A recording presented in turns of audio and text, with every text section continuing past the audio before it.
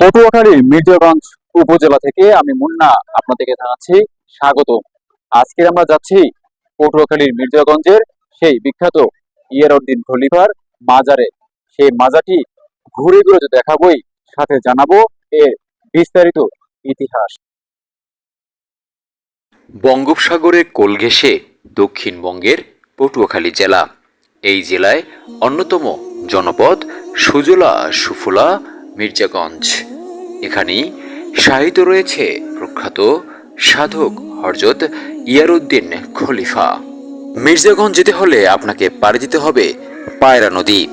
এই নদী পারাপারে যেমন রয়েছে ট্রলার বা নৌকা, তেমনি রয়েছে ফেরি।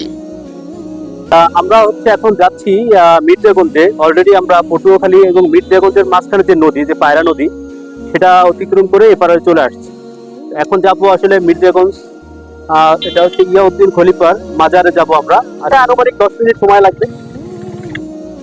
অবশেষে চলে আসলাম মির্জাগঞ্জ ভূমিতে সবচেয়ে পুণ্যতম স্থান ইয়ারউদ্দিন খলিফা সাহেবের মাজারে। এই যে গেট দেখতে পাচ্ছেন, এটি হচ্ছে সেই ইয়ারউদ্দিন খলিফার প্রবেশের একদম প্রধান সড়ক এটি, এবং এখান থেকে আসলে এই সড়কের ঠিক মাথায় সেই ইয়ারউদ্দিন খলিফার দরবার শরীফ আমরা পেয়ে যাব।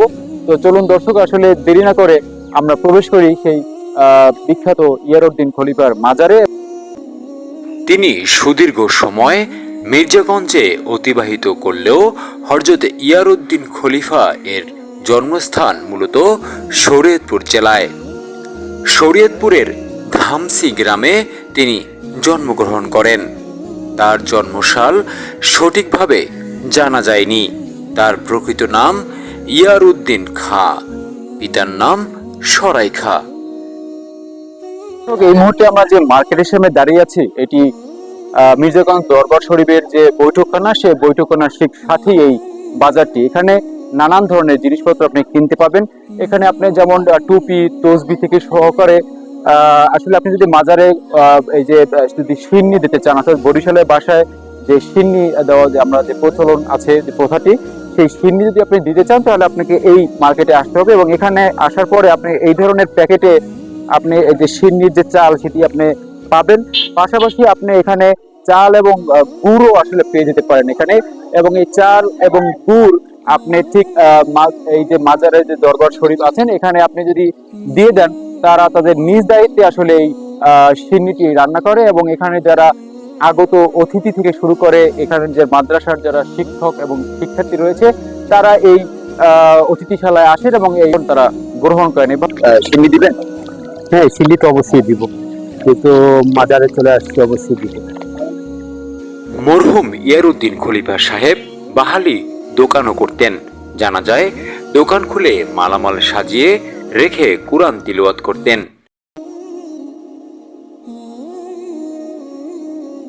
দর্শক, আমরা এই মুহূর্তে যে দোকানটির সামনে দাঁড়িয়ে রয়েছি, এখানে লেখা রয়েছে যে এটি হযরত ইয়ারউদ্দিন খলিফা, তিনি এই দোকানটি পরিচালনা করতেন এবং সেই সময় তিনি এই দোকানটিতে বসতেন।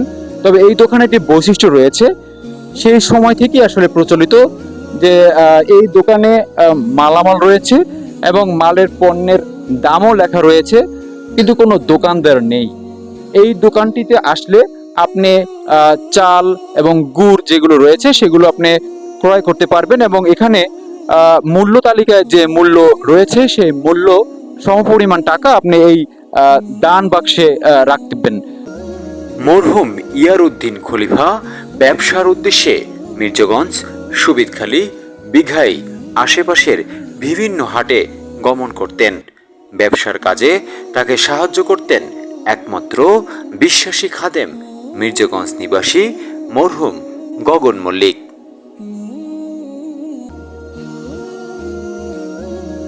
মল্লিক নামে একজন ব্যক্তি সফর সঙ্গী হিসাবে তার সাথে ছিলেন এবং তার সাথে এই মির্জাগঞ্জ এলাকায় তিনি এসেছেন।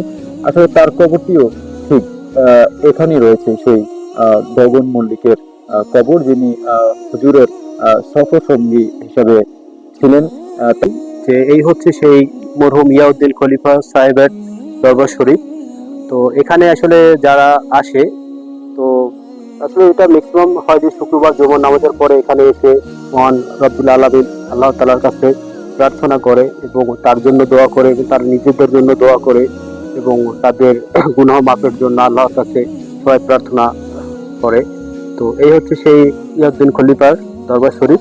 যদি একটু দেখায়, আমার পিছনে দেখতে পাচ্ছেন, এই হচ্ছে মরহুম ইয়াউদ্দিন খলিফা সাহেবের দরবার শরীফ।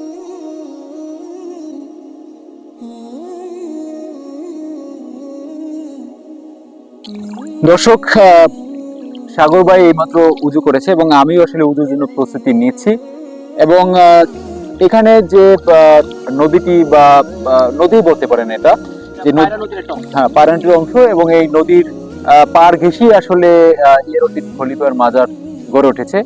এবং এইখানে উজু করার বিষয় তো হলো যে কথিত আছে যে এই পানি দিয়ে যদি আপনি উজু করেন সেক্ষেত্রে আপনি খুব সহজেই পবিত্র হতে পারবেন বলে এখানকার যারা আসেন তারা মনে করেন যে এই পানি দিয়ে যদি আপনি উজু করেন তাহলে আপনি খুব দ্রুত পাক পবিত্র হতে পারবেন। হচ্ছে যে এখানে যখন কেউ মূল্যবান কেনে, কেউ গাড়ি কেনে, কেউ নতুন বাড়ি করে, তো সেক্ষেত্রে এখান থেকে পানি নিয়ে সেই গাড়িতে তারা যখন বা সেই বাড়িতে যখন তারা ছিটায় বা তারা সেই গাড়িতে থোয়, তখন তারা মনে করে যে তাদের গাড়িটা পবিত্র হয়ে গেল এবং তাদের আসলে কোনো বিপদ আপদ থাকবে না, বিপদ আপদ কেটে যাবে। একদিন রাতে খলিফা সাহেবের ভীষণ জ্বর হয়। রাতে গগন মল্লিক থাকতে চাইলেও তিনি নিষেধ করেন। এরপর বেশি অসুস্থ হয়ে পড়লে রাতেই তিনি ইন্তিকাল করেন। ইয়াউদ্দিন খলিফা সাহেব রহমতুল্লাহ উনি নিঃসন্দেহে একজন আল্লাহর ওলি ছিলেন, যেটা আমাদের অত্র অঞ্চলে যারা আছে সবার কাছে প্রচারিত। এবং ইয়াউদ্দিন খলিফা সাহেব রহমতুল্লাহ কিছু কারামত, যেটা আমাদের এখানে স্থানীয় মানুষের কাছে মুখে মুখে প্রচলিত আছে। আর কারামতটা আউলিয়াদের কারামতের ক্ষেত্রে এটা সত্য, এটা সবাই বিশ্বাস করে।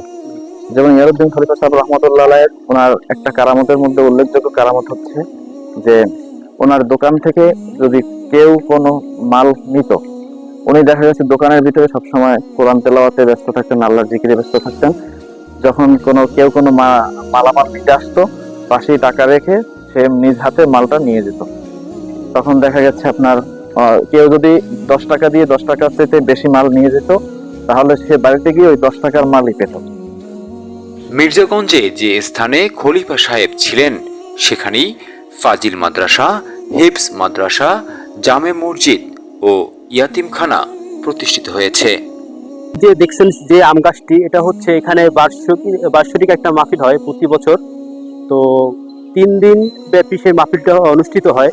তো বলা যায় এবং সবাই যেটা বলে যে সেই মাহফিল চলাকালীন সময় প্রত্যেকে 2টা বা 3টা সাদা কবুতর এসে এখানে আসলে উপস্থিত হয়। আসলে কেউ দেখতে পায় না, হঠাৎ করে দেখতে পায় যেখানে 2টা বা 3টে সাদা কবুতর আসে এবং কোন সময় যে চলে যায় আসলে কেউ সেটা দেখতে পায় না।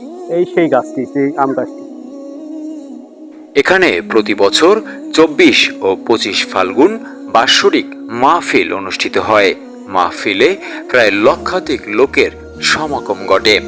এছাড়াও প্রতিদিন দেশের বিভিন্ন স্থান থেকে ভক্তরা ছুটে আসেন ইয়াউদ্দিন খলিফা সাহেবের মাজার জিয়ারত করতে।